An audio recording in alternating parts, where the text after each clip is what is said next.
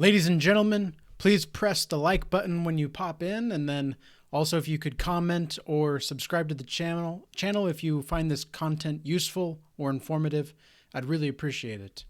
Now, the topic for today is, can you create your own life? And what does the role of art have to play in life in general? And I also thought a lot about the art of life, I suppose, as well. And really, one of the things that made me start thinking about this a little bit more is that I was doing a painting, and I was working on a painting recently where there was a dragon and a cross on the dragon. And I thought, well, maybe not on the dragon per se, but you know what I'm saying. There was a cross and a dragon. And the representation really got me thinking a lot about the serpent and the cross, because when I do art, whenever I perform art, there's a lot of intuition that comes into play, and I kind of go into a place where I don't exactly always know where I'm going. Like it can be a very dark place.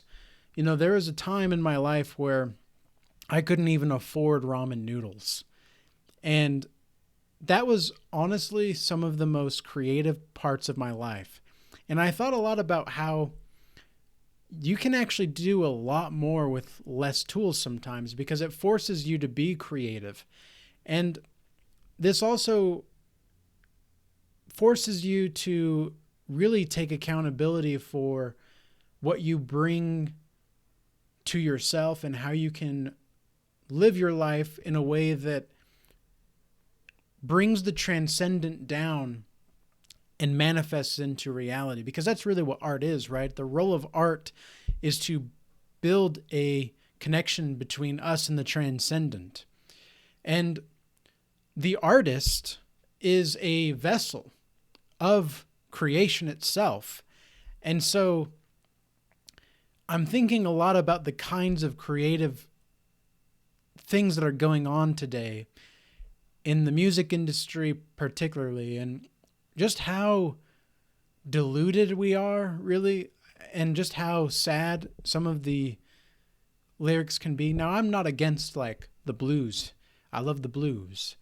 But I don't know if I'm a big fan of rhythm for the sake of just getting it stuck in your head. Now, you guys know the kind of music that I'm talking about. These are the kinds of music, these are the kinds of songs that really don't have a lot of meaning to them. They just sound kind of weird and cool. And sure, that's fine. If you want to do that, that's fine. But what is that going to bring into your life? What is that going to bring? Because the things that we listen to and the things that we create, and especially the way that we manifest our life, is going to be the direction of which we walk. And I've also noticed that in my prayer life, a lot of the things that I do in my prayers, my reality is the mirror of my prayers. Now, what exactly do I mean by that? It's that my walk with God is contingent upon how I pray and what I pray about and who I pray for, all of those things. And I'm starting to think that prayer is a kind of creation, because it's almost like a mantra to some degree, right? Like this is the Eastern reality, or the Eastern spiritual reality of mantra, where you repeat a certain phrase, like Om, for example, is a very powerful phrase in the Eastern religions. Is Om is the essence of life, all of itself, because when you repeat Om, you have to go through 3 certain stages to say it. And then the 4th stage is the silence. And the spiritual leaders there take a great value in all of those parts. And that the eternal Om is what drives us on. And the thing that is so interesting about prayer, though, is that it's not, I mean, it's obviously not the same thing exactly, but it is a kind of ascension in the direction that you want to go. And I think this is why Jesus says to pray for our enemies, because the more that we pray for our enemies, and there's some profound wisdom in that, the more that we pray for our enemies, the more we're actually helping everybody on the earth rise and ascend into the kingdom of heaven. Now, the kingdom of heaven and paradise is not, it's not anywhere but here, right? It's not anywhere but here and now.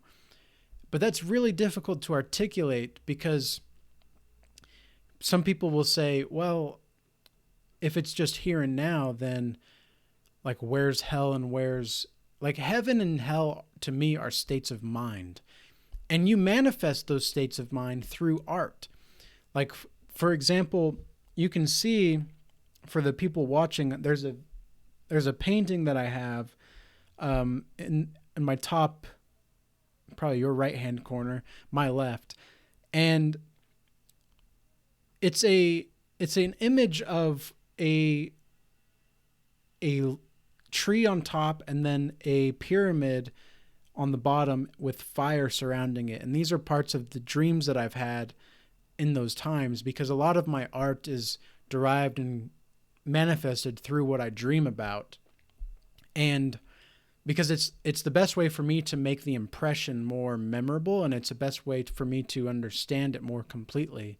And at the time when I had this painting, when I was doing the painting, I was going through a lot of ups and downs and emotional distress, but also like I was just leveling up in profound ways and really feeling bliss for the first time in my life. And I think that's really what art does, is that it really does provide an overflowing source of awe. Because when you are not immune to beauty, you have a much more, you kind of are kind of scared of it to some degree, right? Because something that is very beautiful can also be very frightening. I mean, it's the same thing with, like, in your relationships, where whenever you are really attracted to somebody, there's that nervous tension where it's like, oh my gosh, this person is so beautiful, or this person is so whatever. And it's like you view them as a work of art to some degree, and you just appreciate it for what it is and for who they are. And there's a lot of greatness in that, and there's a lot of love in that and respect in that. And it's the same thing with just living life in general and creating a life that you really want. And creating a life that you want doesn't mean that you have to be dependent upon external outcomes in order to live that life. Because I know for me, one of the things that I've had a hard time with recently is just making sure that I'm staying organized, because I'm a very creative person, and sometimes my creativity can overstep its bounds, because you can be really creative and not cognitive in your interactions in the world. And so there's a fine balance to tune there. It's like tuning a guitar is another example that I can think of. It's like when you tune the guitar to a certain note, there's a kind of like, it's a kind of relief to hear that, because when there's a wrong sound and there's a wrong note being played, there's a screech, right? It's very much like the flow of life. Whenever there's something that happens and you start to, like, let's say you get a flat tire or something in your car, and that's kind of a wrong note being played for all intents and purposes. But the best artists learn how to take that bad note being played and turn it on its head and actually make the best of it. Jimi Hendrix, for example, was a very great source for this. he even said in a lot of his interviews that he he played wrong notes all the time, and he just kept playing. And I think that's really what the lesson to be learned from creativity and art is that we have to continue forward, because the creativity that we have is our life force.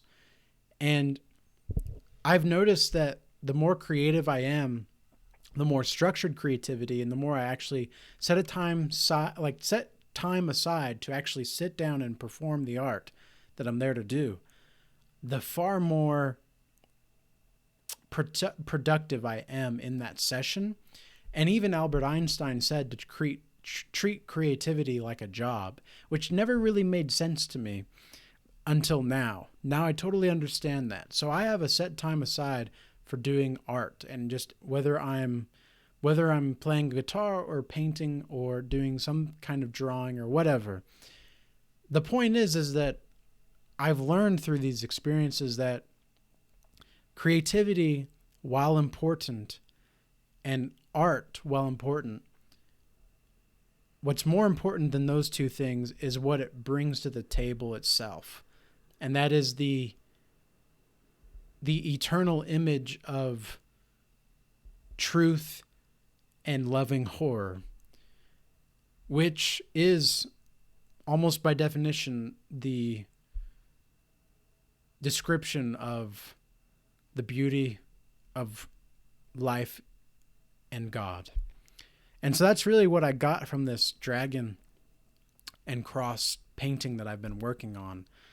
So anyway, with that being said, I hope this message was informative to some degree and insightful as well. And I want to encourage you to create things and be resourceful in your creativity.